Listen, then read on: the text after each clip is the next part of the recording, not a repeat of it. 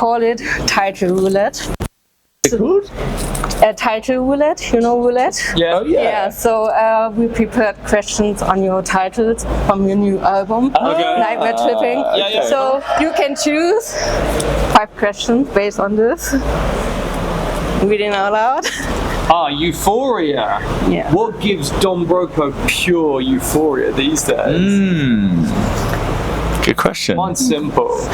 I've got thank you. I've got the world's simplest pleasure that makes me just so happy. If I can drink coffee in the rain but not be getting wet, that's like heaven to me. So behind the windows. Well, no, I want to be outside, but I want to be under a gazebo or a tree or just something that's keeping me dry while I can be outside in the rain while having a coffee.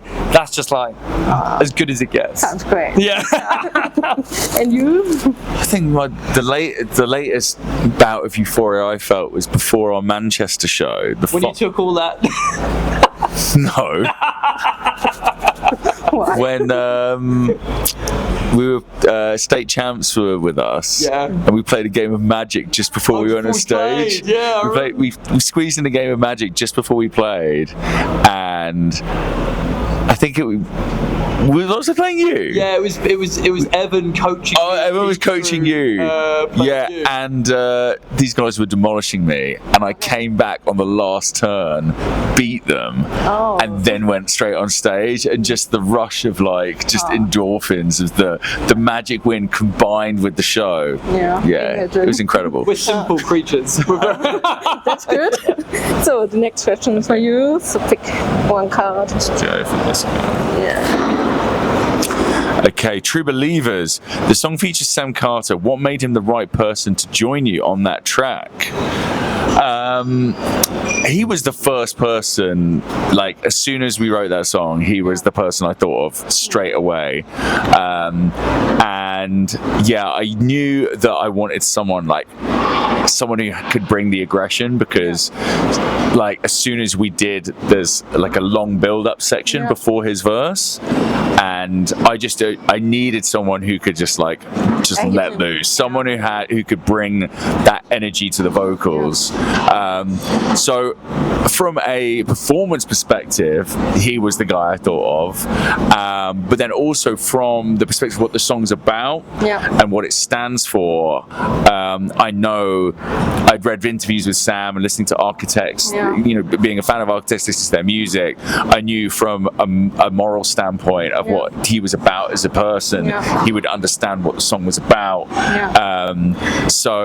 Once I sent him the song on Instagram, and just on DM, and because we never actually met them properly before this, in passing. But never really hung out. So it was a wish list feature that luckily came through. Sam loved the track, and we managed to record it together, which was really fun, because it's nice being in the same room when you can do that. I think he is here today. Architects. They're playing the same time as us. An exact clash. When we saw our names on the festival, I wrote about it. I was I hope they performing together. But, sad. No, that was our dream. When I first saw us on the festival, I spoke to Sam and I was like, we can make this work. This will be amazing. But then I had to decide. Then the set times came through, and we were like, great. Another time. Okay. Next one for you. I'm gonna go for the middle. Ghost in the Night. Is there a song from your past that still haunts you in a good or a bad way? That's a very good question. That's funny. I think the song that haunts me from a personal perspective is a song that was on our deluxe version of Automatic, Bad Feeling. Yeah, and it's a song that in the studio, it's the last one we did, our producer kind of pushed it in a direction that with hindsight wasn't really what we should have done with the song. There was a guitar part in it that I remember just slaving away over trying to get right, and it got to the point where I just didn't want to play guitar anymore. And that song, it very much became this thing of I don't really like this song that we recorded all those years ago. And now it's kind of funny because it's the opposite antithesis of what we're doing now with our current sound. So that that song for me is just this thing is like, I don't think I'm ever going to play that song live ever. It's just one of those songs in the catalogue I think that every band has. Yeah. It's hard to explain to people. Like, it's like, how could you write and record a song that you don't like? Yeah. But it does happen sometimes, and that song is the one for me. Yeah. For you? For me,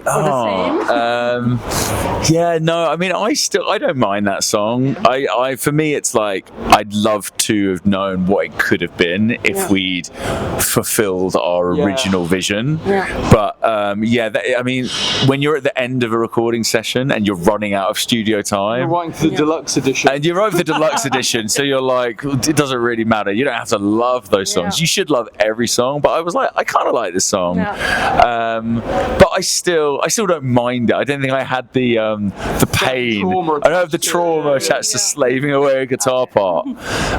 So for me, it's a really good question. There's definitely loads of songs where I'm like, oh, it's like, not great. The song Priorities called Whole Truth, which is like so not who we are anymore, and it's like on the pop punk end. It wasn't quite of us. It wasn't time, but it just kind of like it wasn't really. It didn't really sound like us then. We were trying something new for us on that album, leaning into more of a kind of more of a like pop punk influence. And I love pop punk, and I've grown up on that genre, but for us, for Don Broco, dipping our toe into that, it didn't quite work. And still a load of people do love that song. I still think it's an okay song, but people love it, so they're always asking for it, and I just can't really see us playing it again.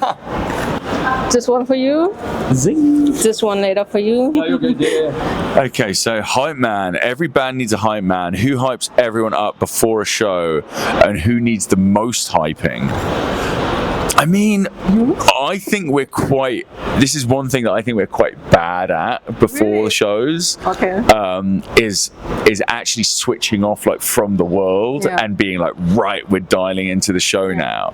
So I'm like, it was a perfect example of this yesterday at like the first show of the tour where I haven't played a show in a couple of months, and I forget what it takes to get in the zone. And you're on your phone, and the catering comes, and you're like, ooh, this looks yummy. I'm gonna eat everything and go back for more. And like just before the show, I'm just like so full. I'm like just not in the zone at all. So I try to, when I think about it, I try and cultivate like a good atmosphere of putting on some tunes. G'ing everyone up. I mean, everyone's quite busy setting up all their stuff apart from me. So I would probably say me remembering to get on the tunes, and our keyboard player Pete is great at making drinks. So like, what kind of drinks? So the drink of choice, which is a very easy and simple, pretty kind of like low lift, but relatively like high reward. For you, coffee? not too filling. Is a drink called the Tectonic that he claims he invented. Yeah, there's a lot of people claim they invented. There's a lot of people that claim they invented Tectonic, which is just tequila and tonic water with a squeeze of lime. So not gin and tonic, because I don't know if it doesn't feel right before a show. Like tequila kind of hypes you up a little bit, and soda's boring, but you don't want anything too like fizzy or anything like that, and you don't want it to sit quite nicely so you're jumping around. It doesn't feel too bad. So Tectonic is the drink. That's the hype drink. So you have the hype drink. That's our hype drink. Yeah, I mean, I'd say Simon sometimes busts out the margaritas. Yeah, if we've got time on. If we've got time, but it's usually after the show. Intensive, yeah, it takes quite a while. My one's really funny because I misread it. It says Nightmare Tripping. Let's start with the obvious one, your album title. Now, the question is, what is your biggest nightmare personally on stage or as a band? I thought it said, who is your biggest nightmare personally on stage? I was going, he's awful on stage. He's always banging into me, like, why?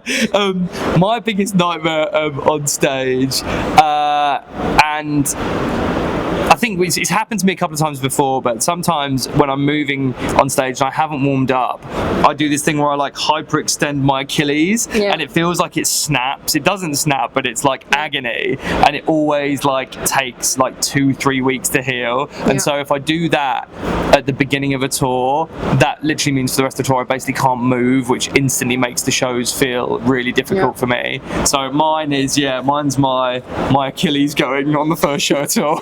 Yours? Your nightmare? My biggest nightmare. Honestly, I mentioned it before. It's just eating. I'm my own worst enemy because I'm just greedy, and I want to eat everything, especially like when food is free. When food is free, especially when it's catering and there's like sometimes unlimited food. You know, there's just dangerous. And and it's like I have a 2-hour window, and then I'm like before the show, and then I'm thinking, 1 hour be okay, and then it's like, I can digest this in half an hour, and I'm just sat there, dreading playing because I'm just so full. You overestimate your digestive. Yeah. You think you could digest? But it's because I can eat a lot. Annoyingly, I can eat a lot, and I'm like, it takes a lot to fill me up. Yeah. So and it takes your brain, what is it, like 30 minutes until you actually know you're full. So I just keep eating, and then it really hits, and then it's like the first few shows of the set, I'm just feeling like I want to puke the whole time. So that's my biggest nightmare. I can understand it. So the last question is 3 things you need for festival luggage.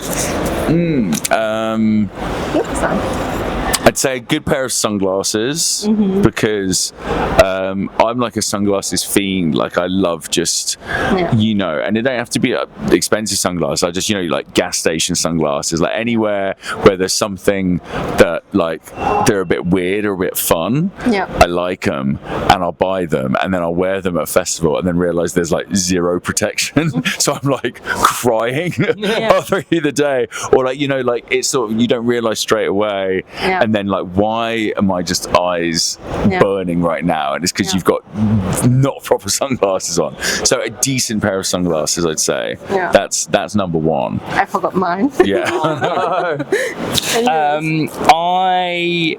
For like any festival, my go-to is definitely it's so generic, but the baby wipes. Like even today, I've had I've got through a whole packet of baby wipes just in the dressing room because I didn't like have the chance to get to a shower before press. So there were baby wipes, or you want to it's always when you come to a festival, you just have to pretend you're a baby. So bring baby wipes and everything you need. I snacks. Love the smell of them. They do smell great. I think we are done now. Thank you for your time, Thank and you. much fun later on stage. I see you in the photo pit. Amazing.